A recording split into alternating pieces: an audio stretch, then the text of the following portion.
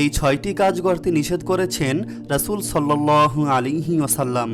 মুমিনের প্রতিটি কাজই ইবাদত, ঘুমও এর ব্যতিক্রম নয়। যদি কোনো ব্যক্তি ইসলামের নির্দেশিত পদ্ধতিতে ঘুমায়, তার ঘুমও ইবাদতে পরিণত হয়। রাতে ঘুমানোর আগে কিছু বর্জনীয় কাজ রয়েছে। যদি কেউ এই কাজগুলো করে তবে কঠিন বিপদের সম্মুখীন হতে পারে। সে নিষিদ্ধ 6টি কাজ এই ভিডিওতে তুলে ধরা হলো। 1.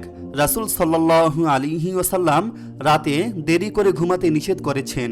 রাসূল সাল্লাল্লাহু আলাইহি ওয়াসাল্লাম এশার নামাজের পর গল্পগুজব ও গভীর রাত পর্যন্ত সময় নষ্ট না করে তাড়াতাড়ি ঘুমানোর তাগিদ দিতেন। রাতে দেরি করে ঘুমানোর ফলে শরীরের যে 8টি মারাত্মক ক্ষতি হয়: 1. উচ্চ রক্তচাপ, 2. ওজন বাড়ে, 3. ব্রেইনের পাওয়ার কমে, 4.